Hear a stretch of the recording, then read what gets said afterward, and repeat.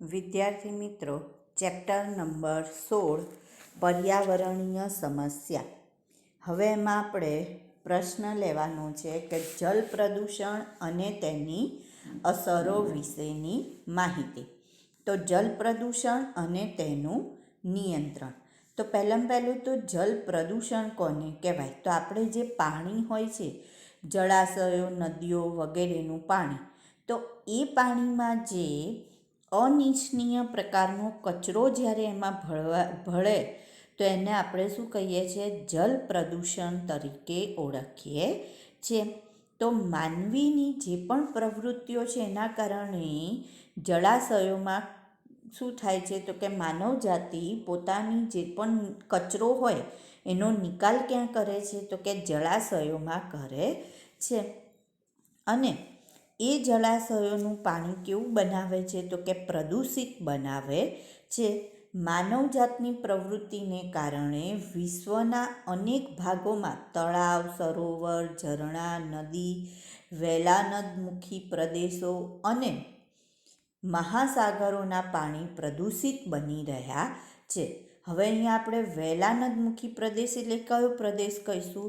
કે જે નદી અને મેદાન એ બેની વચ્ચેનો જે પ્રદેશ હોય એને આપણે વેલાનદમુખી પ્રદેશ તરીકે ઓળખીએ છીએ. જળાશયોની સ્વચ્છતા જાળવવા અને જળ સ્ત્રોતોને બચાવવા માટે 1974માં ધ વોટર પ્રિવેન્શન એક્ટ એટલે કે જળ પ્રદૂષણનું નિવારણ અને નિયંત્રણ અધિનિયમ 1974. તો જુઓ, 1974માં વોટર એક્ટ પ્રિવેન્શન, બરાબર. ઘોંઘાટ માટેનો ધ એર 1981માં, અને હવાના પ્રદૂષણ માટેનો જે એક્ટ હતો એ 1986માં પ્રદૂષણ નિયંત્રણ માટેનો એટલે કે પર્યાવરણ સંરક્ષણ અધિનિયમ એના માટેનો એક્ટ. તો આવી રીતના જુદા જુદા એક્ટ પસાર કર્યા, જેમાં એવું કહેવામાં આવ્યું કે ભાઈ જે પણ પાણીને પ્રદૂષિત કરતું અટકાવવું જોઈએ. હવે એનાથી આગળ જો આપણે વાત કરીએ તો હવે વાત આવે છે કે જે ઘરેલું આપણે વાત કરીશું કે ઘરેલું જે વાહિત મળ છે એના વિવિધ ઘટકો કયા કયા? વાહિત મળનો મતલબ શું થશે? કે જે આપણે મળ હોય, મળ એટલે આપણે શું કહીએ છીએ? લેટ્રિન. તો ઘરમાંથી જે કચરો નીકળે છે એ કચરામાં કયા કયા ઘટકો હોય છે? જે ઘન કચરો નીકળે છે એની અંદર, અને તેનું નદીમાં વિસર્જન કરવાથી ઉત્પન્ન થતી અસરોની ચર્ચા. તો ઘર વપરાશનો જે વાહિત મળ અથવા તો એને સુએજ તરીકે ઓળખીએ, એટલે આપણે કપડાં ધોઈએ કે કંઈ પણ તો એનાથી જે કચરો તૈયાર થાય, અને ઔદ્યોગિક કચરો એની અહીંયા આપણને અશુદ્ધિઓની માહિતી આપેલી છે કે નકામા ગંદા પાણીનું સંગઠન, તેમાં અશુદ્ધિઓ 0.1%, જેમાં અને 99.9% પાણી હોય છે. શું છે? 99.9% પાણી અને 0.1% અશુદ્ધિ. પણ એ કઈ અશુદ્ધિ છે? તો કે નિલંબિત ઘન પદાર્થો જેવી કે રેતી, કાંપ, માટી. પછી કલીલ દ્રવ્ય જેમ કે મળ દ્રવ્ય, બેક્ટેરિયા, કપડાં, કાગળના તાતણા વગેરે. અને ઓગળેલા પદાર્થો એટલે જો નિલંબિત ઘન પદાર્થ, કલીલ દ્રવ્ય અને ઓગળેલા પદાર્થ, જેમાં આવશે પોષક તત્વો. શહેરો અને મહાનગરોમાં ચીજવસ્તુઓને ધોઈ તેનું ગંદુ પાણી ગટરોમાં વહાવી દેવામાં આવે છે, જે નજીકના નદી કે જળાશયમાં ભળી તેને પ્રદૂષિત કરે છે. હવે શહેરની અંદર જે પણ આવું બધું પાણી નીકળશે એ પાણી મોટી પાઇપલાઇનો દ્વારા, ગટર લાઈનો દ્વારા ક્યાં નાખવામાં આવે છે? તો કે નદી જળાશયમાં છોડી દેવામાં આવે. તો એના કારણે નદી જળાશયના પાણી કેવા થશે? તો કે પ્રદૂષિત થાય છે. હવે અહીંયા વિચાર કરો કે નકામા ગંદા પાણીમાં અશુદ્ધિ કેટલી છે? તો માત્ર 0.1% જેટલી અશુદ્ધિ છે.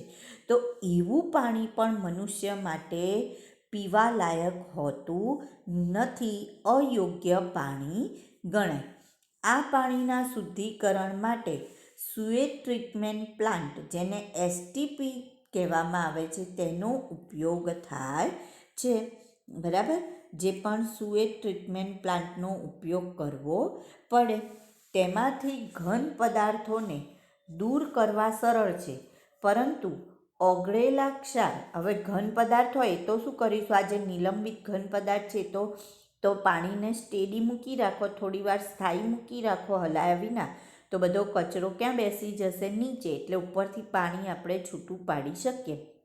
એવી રીતના કલીલ દ્રવ્ય પણ દૂર કરી શકાશે, એને આપણે ગરમ કરીને ટ્રીટમેન્ટ આપીને પણ કરી શકીએ. પણ જે ઓગળેલા પદાર્થ છે, જેમ કે નાઇટ્રેટ ઓગળેલો હોય અથવા તો એમોનિયા ઓગળેલું હોય, ફોસ્ફેટ, એ બધું જ્યારે અંદર ઓગળેલું હોય તો એને દૂર કરવું થોડું શું થઈ જાય છે, મુશ્કેલ થઈ જાય છે. ઘરેલું વાહિત મળમાં જૈવ વિઘટનીય કાર્બનિક પદાર્થ આવેલા છે, જેનું વિઘટન સરળતાથી થાય છે, જે બેક્ટેરિયા અને સૂક્ષ્મજીવો દ્વારા વિઘટિત હોય છે, એટલે એવા પદાર્થનું તો વિઘટન કરી શકાય છે. તેઓ કાર્બનિક પદાર્થોનો ખોરાક તરીકે ઉપયોગ કરી બહુગુણિત બને છે અને વાહિત મળના કેટલાક ઘટકોનો નિકાલ કરે છે. હવે જે બેક્ટેરિયા હશે એ બેક્ટેરિયા શું કરશે, તો એ પહેલું તો આ નકામા અશુદ્ધિઓ છે એમાંથી જે કાર્બનિક પદાર્થ છે એમાંથી પોતે પોષણ મેળવશે, એટલે બેક્ટેરિયાની સંખ્યા વધી જશે. અને જ્યારે બેક્ટેરિયાની સંખ્યા વધે એટલે એ લોકો જૈવ વિઘટનીય પદાર્થોનું વિઘટન કરવામાં મદદરૂપ થાય છે આપણને. હવે અહીંયા આપણને બાજુમાં આપેલું છે કે નદીની લાક્ષણિકતાઓ પર વાહિની મળ વિસર્જનની અસર. એમાં આપણને પ્રવાહની દિશા આપેલી છે અને આ બાજુ સાંદ્રતા. તો માછલીનું મરવું અને સ્વચ્છ જલજીવોનું અદૃશ્ય થવું. આ બાજુ આપ્યું છે સ્વચ્છ જીવજીવોનું પુનઃદ્રશ્યમાન થવું, અને એમાં આપણને અહીંયા ઓગળેલો ઓક્સિજન એ રીતનો એક આલેખ આપેલો છે, જેની હવે અહીંયા આપણે વાત કરીશું. તો એ આલેખ માટે આપણે પહેલાં બીઓડી, બાયોલોજિકલ અથવા તો બાયોકેમિકલ ઓક્સિજન ડિમાન્ડ, એની વાત કરવાની છે. તો જળાશયમાં કાર્બનિક દ્રવ્યોના વિઘટન સાથે સંકળાયેલા સૂક્ષ્મજીવો મોટી માત્રામાં ઓક્સિજનનો ઉપયોગ કરે છે. જે પણ જળાશય હોય એમાં કાર્બનિક દ્રવ્યોનું વિઘટન સાથે સૂક્ષ્મજીવો સંકળાય, લોકો શેનો ઉપયોગ કરશે, ઓક્સિજનનો, જેના કારણે વાહિત મળના વિસર્જન સ્થળથી નીચે તરફના પાણીમાં O2ની માત્રામાં ઘટાડો થાય છે. હવે એના કારણે શું થશે, આ જે સૂક્ષ્મજીવોએ ઓક્સિજનનો ઉપયોગ કર્યો તો જે વાહિત મળ છે એના વિસર્જન સ્થળથી જેમ જેમ નીચે જતા જઈએ, એટલે જે જગ્યાએ આ મળ હોય એની નીચે જતા જાઓ ત્યાં ઓક્સિજનની માત્રામાં ઘટાડો થશે. અને જો ઓક્સિજનની માત્રા ઘટે તો માછલી અને જળચર સજીવોનું મૃત્યુ થાય. માછલી અને જળચર સજીવોનું શું થશે, મૃત્યુ થશે.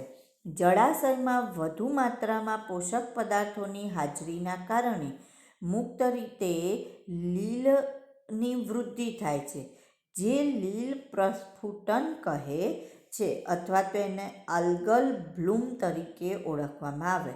હવે જ્યારે જળાશયમાં પોષક પદાર્થોનું પ્રમાણ વધશે તો એ પોષક પદાર્થોને ખાવા માટે કોણ આવશે, લીલ.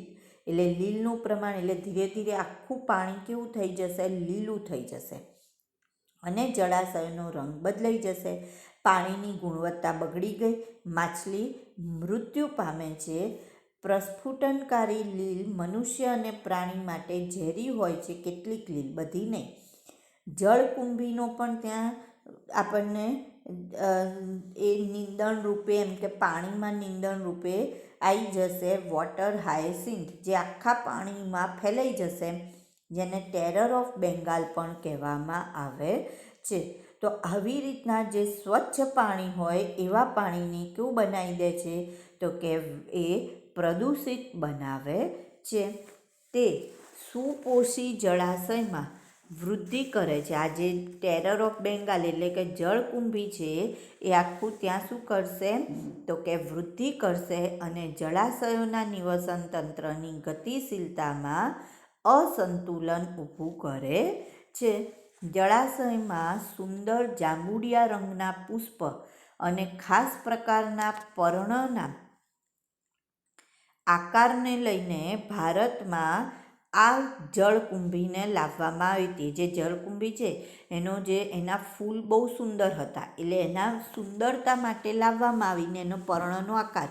પણ છેવટે શું થયું હતું કે છેવટે એને તો આખું એમ કે પાણીમાં એટલી બધી વૃદ્ધિ પામવા લાગી કે બીજી કોઈ વનસ્પતિનો ઉછેર થઈ શકતો નથી.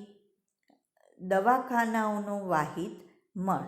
તો ઘરની સાથે દવાખાનાઓમાં પણ આવા અનિચ્છનીય સૂક્ષ્મજીવવાળો મળ હોય, એટલે યોગ્ય સારવાર વગર જો એવા પાણીનો નિકાલ કરવામાં આવે તો ગંભીર રોગ જેવા કે મરડો, અતિસાર, ટાઇફોઇડ, કમળો, કોલેરા જેવા રોગો થઈ શકે છે. એટલે જ્યારે દવાખાનામાંથી પાણીનો નિકાલ કરવામાં આવે તો એ પાણીમાં સૂક્ષ્મજીવો હોય અને એ સૂક્ષ્મજીવો આવા પ્રકારના રોગો કરવા માટે જવાબદાર છે. પેટ્રોલિયમ, કાગળ ઉત્પાદન, ધાતુ નિષ્કર્ષણ, રાસાયણિક બનાવટો જેવા ઉદ્યોગોના નકામા પાણીમાં ઝેરી પદાર્થ જોવા મળે છે. તેમાં ભારે ધાતુઓ 5 ગ્રામ પ્રતિ સેન્ટીમીટર ક્યુબથી વધારે ઘનતા ધરાવતા તત્વો જેવા કે પારો, કેડમિયમ, તાંબુ, સીસુ વગેરે અને વિવિધ કાર્બનિક સંયોજનો પણ એની અંદર આપણને જોવા મળશે. બરાબર. હવે એનાથી આગળનો પ્રશ્ન આવે છે કે જૈવિક વિશાલન અને જૈવ વિવર્ધન એટલે શું? તો પહેલાં આપણે જૈવિક વિશાલનની વાત કરીએ તો ઉદ્યોગોના જે નકામા પાણી છે એમાં કેટલાક ઝેરી પદાર્થો રહેલા હોય જે જલીય આહાર શૃંખલામાં જૈવિક વિશાલન પ્રેરી શકે છે. હવે જૈવિક વિશાલનનો મતલબ શું? કે અનુક્રમિક પોષક સ્તરોએ ઝેરી પદાર્થની સાંદ્રતામાં વધારો થવો. અનુક્રમિત એટલે ક્રમ અનુસાર જે પોષક સ્તર હોય છે, એટલે પહેલું ઉત્પાદકો હોય, પછી ઉપભોગી હોય, તો એવા જે પોષક સ્તર છે નિવસન તંત્રમાં આહાર શૃંખલાના પોષક સ્તર, તો એ પોષક સ્તરમાં જેમ જેમ સ્તર બદલાતું જાય, જેમ જેમ ઉપર જતા જઈએ એમ ઝેરી પદાર્થોની સાંદ્રતામાં શું થાય છે? વધારો, જેને આપણે શેના તરીકે ઓળખીએ છીએ? જૈવિક વિશાલન તરીકે ઓળખીએ છીએ. અને એ એવા ઝેરી પદાર્થો હોય છે કે જેનું ચયાપચય કે ઉત્સર્જન થઈ શકતું નથી. કેવા છે કે જેનું ઉત્સર્જન કે ચયાપચય થઈ શકતું નથી. એટલે એનો મતલબ એ ઉમેરો જ થતો જશે, વધતું જ જશે. આના માટે ઉદાહરણ આપેલું છે આપણે કે મર્ક્યુરીની વાત કરીએ અથવા ડીડીટીની વાત કરીએ. ડીડીટીનું ફૂલ ફોર્મ અહીંયા આપેલું છે dichloro diphenyl trichloro ethane. Dichloro diphenyl trichloro ethane, DDT. તો હવે જો અહીંયા આપણે આકૃતિમાં જોઈએ તો જલીય શૃંખલામાં ડીડીટીનું જૈવિક વિશાલન કઈ રીતે થાય છે એની વાત કરેલી છે. તો જેમ જેમ પોષક સ્તર આપણે જોતા જોઈએ, જો સૌથી પહેલું અહીંયા આપણને પાણી, બરાબર, તો પાણીમાં ડીડીટીનું પ્રમાણ કેટલું છે? તો કે 0.003 ppm પાર્ટ્સ પર મિલિયન છે. બરાબર, કેટલું છે? પાર્ટ્સ પર મિલિયન, અથવા તો એને અહીંયા પાર્ટ્સ પર બિલિયન છે એકચ્યુઅલમાં, પછી મિલિયન થતું જાય છે. પછી અહીંયા જોઈએ આપણે કે જૈવિક વિશાલન દ્વારા જે માછલી ખાનારા પક્ષીઓ છે એમાં એ 25 ppm સુધી પહોંચી જાય છે. જો વિચાર કરો, જ્યારે પ્રાણી પ્લવક છે એમાં 0.04 થઈ ગયું, પછી નાની માછલીમાં 0.5, મોટી માછલીમાં 2 અને માછલી ખાનારા પક્ષીઓમાં 25 જેટલું થઈ જાય છે. તો ડીડીટીની ઊંચી સાંદ્રતા પક્ષીઓમાં, હવે જ્યારે પક્ષીઓમાં ડીડીટીનું પ્રમાણ વધશે તો એ શું અસર કરશે? તો કે કેલ્શિયમના ચયાપચયને ખલેલ પહોંચાડે છે. હવે જો કેલ્શિયમનું ચયાપચય નહીં થાય તો એમના જે ઈંડાઓ છે પક્ષીઓના જે ઈંડા હોય એનું આવરણ શેનું બનેલું હોય? કેલ્શિયમનું બનેલું હોય. તો એ જે કેલ્શિયમ કાર્બોનેટનું આવરણ હોય, હવે એ જે આવરણ છે, કવચ છે, એ જાડું બનવાના બદલે પાતળું થઈ જશે. અને પાતળું થઈ જાય તો શું થાય? તો કે જ્યારે પેલું પક્ષી ઈંડા સેવવાનું શરૂ કરે તો હજી તો એને પરિપક્વ થયું પણ ના હોય ઈંડું, અને પહેલાં જે આવરણ તૂટી જાય એટલે પક્ષીઓની વસ્તીમાં ઘટાડો થાય. વિચાર કરો કે ડીડીટી કઈ રીતના પક્ષીના વસ્તીમાં ઘટાડો કરી શકે છે. તો ડીડીટીના કારણે પક્ષીઓમાં કેલ્શિયમનું ચયાપચયને અસર થાય છે. હવે કેલ્શિયમનું ચયાપચયને અસર થશે એટલે ઈંડાનું કવચ કેવું બનશે? પાતળું. અને જો ઈંડાનું કવચ પાતળું બને તો પરિપક્વ થતાં પહેલાં જ ઈંડા તૂટી જાય છે, એટલે કે એમાંથી બચ્ચાઓનો જન્મ થતો નથી. એના પછીનો પ્રશ્ન છે સુપોષકતાકરણનો. તો સુપોષકતાકરણ એટલે શું?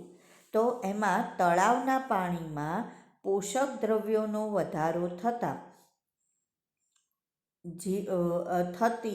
વધારા દ્વારા થતી પ્રાકૃતિક વયવૃદ્ધિ સુપોષકતાકરણ કહેવાય છે.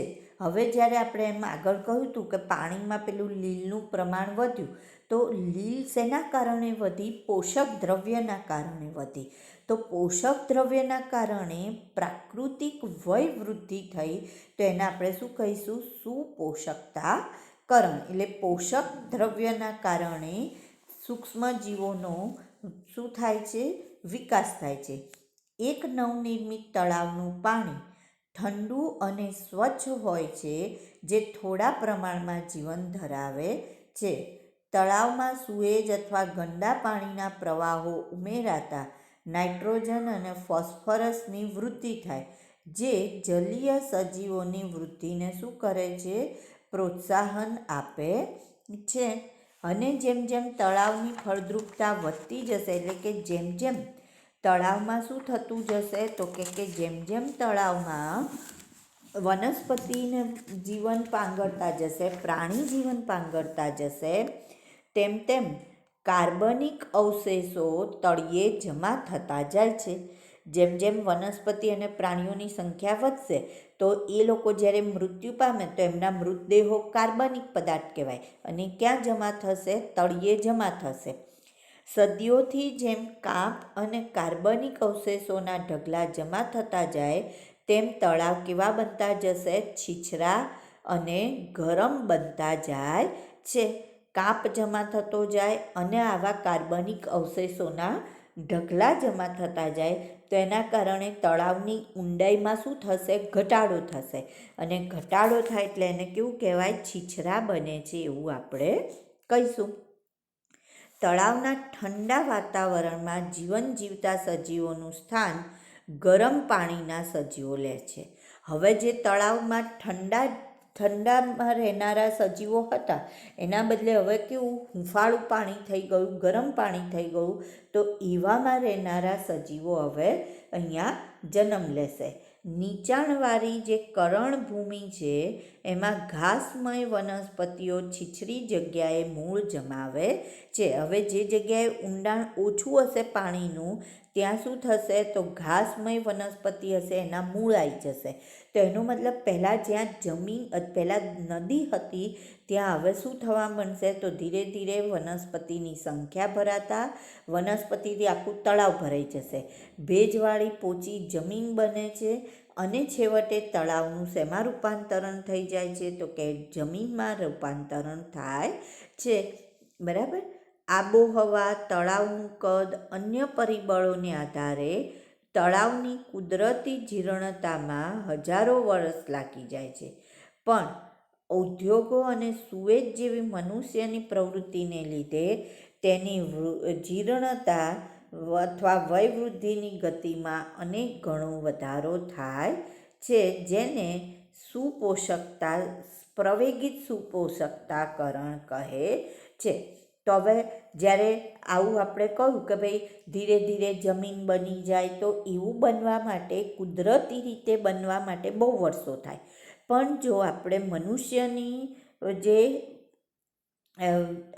પ્રક્રિયા છે અથવા પ્રવૃત્તિઓ છે એના લીધે કઈ પ્રવૃત્તિઓ તો કે ઉદ્યોગો ચલાવે છે, સુએજનો નિકાલ કરે છે નદીમાં, તો એના કારણે શું થશે તો કે એના લીધે આ જીર્ણતામાં અનેક ગણો વધારો થાય, એટલે ઝડપથી સુપોષકતાકરણ થાય છે. મુખ્ય અશુદ્ધિઓની જો આપણે વાત કરીએ તો નાઇટ્રેટ અને ફોસ્ફેટ, જે વનસ્પતિ માટે શું કામ કરે, પોષક તત્વનું. મનુષ્ય જે પણ ઔદ્યોગિક કચરો પાણીમાં નિકાલ કરે છે, પાણીમાં મુખ્યત્વે શું હોય છે, નાઇટ્રેટ અને ફોસ્ફેટ હોય છે. ઉદ્યોગોમાંથી જે પણ કચરો નીકળે એમાં મુખ્યત્વે અશુદ્ધિ તરીકે શું હોય તો કે નાઇટ્રેટ અને ફોસ્ફેટ, જે વનસ્પતિ માટે શું કહેવાય તો કે એના માટે તો એ બહુ સારું ખોરાક કહેવાય, પોષક તત્વ કહેવાય. એટલે જેમ જેમ પાણીમાં નાઇટ્રેટ ફોસ્ફેટ વધતા જશે એમ એમ વનસ્પતિનું શું થતું જશે, વૃદ્ધિ થતી જશે. સૌથી પહેલાં તો શું આવી જશે તો લીલ, અને આખી નદીમાં પહેલું તો લીલનું જ આખું આચ્છાદન થઈ જાય અને દુર્ગંધ સર્જાવા લાગે છે. જલીય જીવન માટે દ્રાવ્ય ઓક્સિજનનું પ્રમાણ શું થશે, ધીરે ધીરે ઘટતું જશે, અને એના કારણે પાણી એક તો પ્રદૂષિત બની ગયું, ઓક્સિજનનું પ્રમાણ ઘટી ગયું, તો એના કારણે માછલીઓનું શું થાય છે, મૃત્યુ થાય છે. જેથી તેમનું પણ વિઘટન થવાથી પાણીમાં ઓગળેલ ઓક્સિજનની માત્રા ઓર પાછી ઘટી જશે, એટલે બીજા જે જીવ હશે એમનો પણ શું થશે, મૃત્યુ થશે. તો અતિશય એટલે ઉષ્ણ નકામા પાણીમાં ઊંચા તાપમાન સામે સંવેદનશીલ સજીવો જીવિત રહી શકતા નથી અથવા તેમની સંખ્યામાં ઘટાડો થાય છે. તેના વડે અતિશય ઠંડા પ્રદેશમાં વનસ્પતિ અને માછલીની સંખ્યામાં શું થશે, વધારો. સ્થાનિક વનસ્પતિ સમૂહો અને પ્રાણી સમૂહોને નુકસાન પહોંચે છે. હવે પછીનો પ્રશ્ન આપણે જોઈએ કે સંકલિત નકામા પાણીના ઉપચારના એક કિસ્સાનું અધ્યયન. તો વાહિત મળ ધરાવતા નકામા પાણીનો ઉપચાર સંકલિત રીતે એટલે કુદરતી અને કૃત્રિમ બંને પ્રક્રિયાને ભેગી કરીને કરી શકાય. તો આવો પ્રયાસ ક્યાં કરેલો છે, કેલિફોર્નિયાના ઉત્તરીય તટ ઉપર આવેલા અકાર્ટા શહેરમાં કરવામાં આવ્યો. ક્યાં કરવામાં આવ્યો, કેલિફોર્નિયામાં અકાર્ટા શહેરમાં. હમ્બોલ્ટ સ્ટેટ યુનિવર્સિટીના જૈવ વૈજ્ઞાનિકોના સહયોગથી શહેરના લોકોએ પ્રાકૃતિક તંત્ર બચાવવા નકામા પાણીના ઉપચારની પ્રક્રિયા શરૂ કરી. હવે એમાં એ લોકોએ પહેલો શું ઉપચાર કર્યો, બે ભાગમાં આખી આ પ્રક્રિયાને વહેંચી દીધી. પહેલું પરંપરાગત અવસાદન. પરંપરાગત અવસાદન એટલે શું, તો એમાં એવું કહે છે કે જે આ પદ્ધતિમાં નિસ્યંદન અને ક્લોરીન દ્વારા ઉપચાર કરવામાં આવે છે. પહેલાં નિસ્યંદન કરવું અને પછી ક્લોરીનની ટ્રીટમેન્ટ આપવાની. ત્યારબાદ તેમાંથી ખતરનાક પ્રદૂષકો જેવા કે ઓગળેલી ભારે ધાતુઓ દૂર થતી નથી, તેને દૂર કરવા નવીન અભિગમ અપનાવવામાં આવ્યો. હવે એ લોકોએ જોયું કે એ લોકો આજે પેલું પરંપરાગત અવસાદન પદ્ધતિ કરતા હતા તો એની અંદર નિસ્યંદન ક્લોરીન દ્વારા ઉપચાર કરતા હતા, પણ જે પેલે ખતરનાક જે ઓગળેલી ભારે ધાતુ હતી એ દૂર થઈ શકતી નથી. તો એના માટે એમને બીજો ઉપચાર કરવો પડ્યો, જે છે સંકલિત ઉપચાર. તો સંકલિત જે ઉપચાર છે એમાં જૈવ વૈજ્ઞાનિકોએ 60 હેક્ટર જેટલી કરોડભૂમિમાં એકબીજા સાથે જોડાયેલી 6 કરોડભૂમિ વિસ્તારની એક શૃંખલા વિકસિત કરી. શું કર્યું, મોટો એક આખો એરિયા લીધો 60 હેક્ટર જેટલો, અને એમાંથી 6 કરોડ ભૂમિને એકબીજા સાથે જોડી દીધી. આ વિસ્તારમાં યોગ્ય વનસ્પતિ, લીલ, ફૂગ, બેક્ટેરિયા આનો ઉછેર કરી દીધો, જે પ્રદૂષકો તટસ્થ, અવશોષિત અને પરિપાચિત કરે છે. એટલે આ જે વનસ્પતિ ઉછેરી લીલ, ફૂગ, બેક્ટેરિયા હતા એ કયા ઉછેર્યા, તો એવા બેક્ટેરિયા હતા કે જે પ્રદૂષકોને કેવા બનાવે છે, તટસ્થ બનાવે છે. એમનું અવશોષણ કરે છે ને એમનું પાચન કરવાની ક્રિયા કરે છે. એવાનો ઉછેર કર્યો. તેથી કરણભૂમિમાંથી પસાર થતું પાણી કુદરતી રીતે જ કેવું થઈ જાય, શુદ્ધ થઈ જાય. એટલે જ્યારે એમાંથી પાણી પસાર થાય ત્યારે આ બેક્ટેરિયા, વનસ્પતિ, લીલ, ફૂગ એ બધા શું કરે, પેલા પ્રદૂષકોને તટસ્થ કરી દે, અવશોષણ કરી દે, એનું પાચન કરી દે. એટલે હવે પાણીમાં પ્રદૂષકો બચતા નથી અને પાણી કેવું બની જાય છે, શુદ્ધ બને છે. આ કરણભૂમિ એક અભયારણ્યની રચના કરે છે જેમાં ઉચ્ચ સ્તરની જૈવ વિવિધતા જોવા મળે છે, જેમાં માછલી, પ્રાણી અને પક્ષીઓના સ્વરૂપો હાલમાં નિવાસ કરે છે. હવે એને એ કરણભૂમિને અભયારણ્ય તરીકે પણ એમાં એમ કે અભયારણ્ય પણ બનાવ્યું છે કે જ્યાં પક્ષીઓ, પ્રાણીઓ, માછલીઓ રહી શકે છે. Friends of the Arcata Marsh form રચવામાં આવ્યો, જે friends of the Arcata Marsh જેને ફોર્મ તરીકે ઓળખવામાં આવે છે અને એ આની દેખરેખ કરે છે અને એની સુરક્ષા, આ અભયારણ્યની સુરક્ષા કરવાનું કામ કરે છે. એક વ્યક્તિ પણ જો શૌચાલય ફ્લશ કરવા પાણીનો ઉપયોગ ન કરે તો સરવાળે કેટલી પાણીની બચત થાય, એટલે કે પાણીના બચત માટેની અહીંયા વાત કરેલી છે. શુષ્ક ખાતર બનાવતા શૌચાલયનો ઉપયોગ કરી માનવ ઉત્સર્ગ પદાર્થોનો નિકાલ કરી શકાય છે. નિવસન તંત્રની સ્વચ્છતા જાળવવી હોય તો એવા શૌચાલયો બનાવવાના કે જ્યાં આ જે મળ હોય, મળનો ઉપયોગ શેના માટે થાય, તો કે ખાતર બનાવવા માટે થઈ જાય.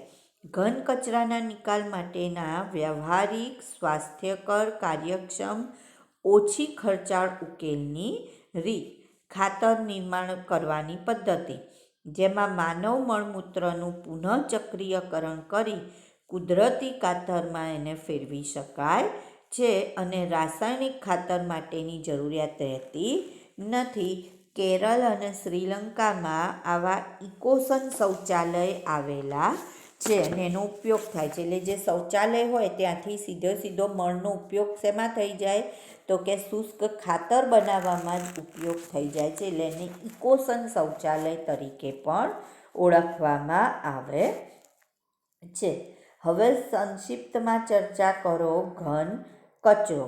તો ઘન કચરો જે છે એમાં આપણે જે કૂડા કચરામાં ફેંકી દેવામાં આવતી ચીજ વસ્તુઓનો સમાવેશ થાય, જેમ કે આપણા ઘરમાંથી નીકળતા શાકભાજીનો કચરો, કાગળનો કચરો, કાર્યાલય, ભંડાર, શાળા, દવાખાના વગેરેમાંથી જે રદ્દી વસ્તુઓ ફેંકી દઈએ છીએ એનું, બરાબર. એવી રીતના હવે આ જે કચરો છે એમાં સામાન્ય રીતે કાગળ હોય, ખાદ્ય એંઠવાડ હોય છે,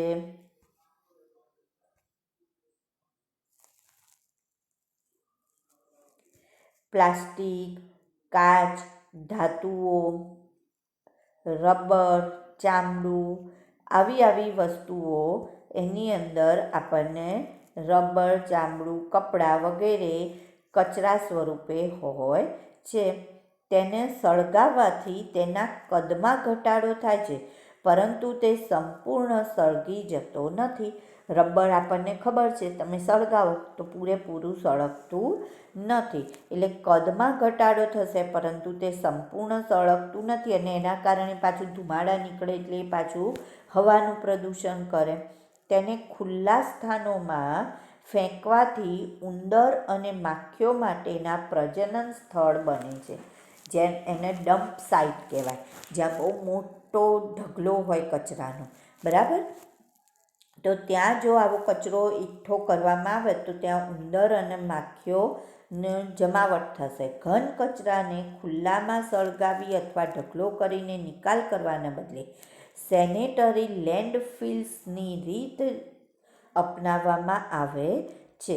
એટલે કે સેનેટરી લેન્ડફિલ શું છે, તો કે ઘન કચરાનું ઘનીકરણ કરીને ખાડા અથવા ખાઈમાં દબાવી દેવામાં આવે છે અને દરરોજ તેને ધૂળ માટીથી ઢાંકી દેવામાં આવે છે. એટલે ખાડો કરવાનો અને એ ખાડામાં કચરાને શું કરવાનું? દાટી દેવાનું.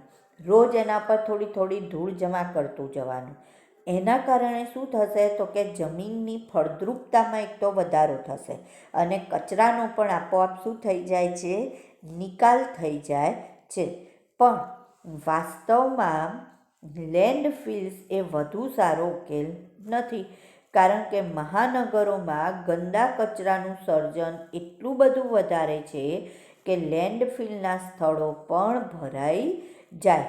એટલો બધો કચરો હોય કે લેન્ડફિલે ભરાઈ જાય અને એના કારણે જે એમાંથી લેન્ડફિલ્સમાંથી જે રસાયણો નીકળે છે તે ભૂમિગત જળ સંશોધનોને પ્રદૂષિત કરે છે. એટલે ભૂમિય જળને શું કરશે? પ્રદૂષિત કરશે. તો આ બધાનો એકમાત્ર ઉકેલ છે કે આપણે જે આ ઉત્પન્ન થતો કચરો છે એને પહેલું તો 3 પ્રકારમાં વર્ગીકૃત કરીએ. કયા 3 પ્રકાર છે? તો પહેલું કહે છે જૈવ વિઘટનીય કચરો, બીજું કહે છે જૈવ અવિઘટનીય કચરો અને ત્રીજું કહે છે પુનઃચક્રયણ યોગ્ય કચરો. પુનઃચક્રણ યોગ્ય કચરો એટલે કે રિસાયકલેબલ. તો જો બાયોડિગ્રેડેબલ એટલે કે જૈવ વિઘટનીય, પછી પુનઃચક્રણ યોગ્ય અને ત્રીજું એટલે કે રિસાયકલેબલ અને ત્રીજું જૈવ વિઘટન અયોગ્ય એટલે નોન બાયોડિગ્રેડેબલ. આવું કોઈ પણ કચરો હોય એને આવી રીતના 3 ભાગમાં પહેલાં ડિવાઈડ કરી દો. આવી છણાવટ કરવાની. હવે જે કચરો બાયોડિગ્રેડેબલ છે એટલે કે જૈવ વિઘટનીય છે તો એને જો ખાડો કરીને દાટી દેવામાં આવે તો એનું શું થઈ જશે? વિઘટન થઈ જશે. બરાબર? તો એને એ કુદરતી જમીનમાં વિઘટન થવાથી શું થશે? તો કે જમીનની ફળદ્રુપતામાં વધારો થશે. હવે બાકી કયા 2 કચરા રહ્યા? તો કે પુનઃચક્રણ યોગ્ય અને જૈવ અવિઘટનીય. તો હવે જે પુનઃચક્રણ યોગ્ય છે એને શું કરવાનું છે? તો કે એવા કચરાને, ધારો કે કોઈ ડબ્બાઓ છે કે તેલના ડબ્બા કે એવું બધું છે તો એને તોડી એમાંથી નવા ડબ્બા આકાર આપવામાં આવે. લોખંડ કે એવું ભેગું કરીને એને પીગાળીને એમાંથી નવા આકારના સાધનો બનાવી શકાય. કાગળ હોય તો એ બધા કાગળને શું કરવામાં આવે? તો કાગળને બધાને પીગાળીને એમાંથી પૂંઠા બનાવી શકાય. એટલે એ પુનઃચક્રણ યોગ્ય થઈ ગયો. એટલે એનું પણ કામ પૂરું. હવે શું આવશે? તો કે હવે કયો રહ્યો? જૈવ અવિઘટનીય કચરો. જે એમ કે એને કેવી રીતના નિકાલ કરવો એ થોડો એક પ્રશ્ન હજી પણ છે. આપણા માટે અજૈવ વિઘટિત ઉત્પાદનોનો ઉપયોગ ઘટાડવો જોઈએ. બિસ્કિટ, દૂધ, પાણી વગેરે દૈનિક વપરાશના ઉત્પાદનોના પેકેજિંગમાં વપરાતા પ્લાસ્ટિકનો ઉપયોગ ઘટાડવો જોઈએ. પ્લાસ્ટિકની થેલીઓના બદલે કાપડની થેલીઓનો ઉપયોગ કરવો જોઈએ. જો આવું આપણે કરીશું તો એ આપણા માટે જ ફાયદાકારક થશે. દવાખાનાઓ જોખમી કચરો પેદા કરે છે, જેમાં જંતુનાશકો અને નુકસાનકારક રસાયણોનો સમાવેશ થાય છે. રોગજન્ય સૂક્ષ્મજીવ હોય ગમે ત્યાં બધું ફેંકી દે. ધારો કે અત્યારે આપણે જોઈએ છે કે માસ્ક હોય, ગ્લોવ્સ હોય, સિરિંજ હોય, લોકોએ પેશન્ટને ચડાયેલે લોહીના બાટલા હોય, ગ્લુકોઝના બાટલા હોય, તો એ બધું જો ગમે ત્યાં ફેંકી દે તો એમાં સૂક્ષ્મજીવો હોય અને એ સૂક્ષ્મજીવ હવામાં ભળે અને હવામાંથી પછી બીજાને નુકસાન કરી શકે છે. તો એના માટે શું હોવું જોઈએ? તો દવાખાનાઓને પોતાની ભઠ્ઠી હોવી જોઈએ કે જેમાં આ બધું શું કરવાનું? એણે સળગાવી દેવાનું. તો સાવધાનીપૂર્વક નિકાલ કરવો જોઈએ અને એના માટે એણે ભઠ્ઠીઓનો ઉપયોગ કરવો જોઈએ.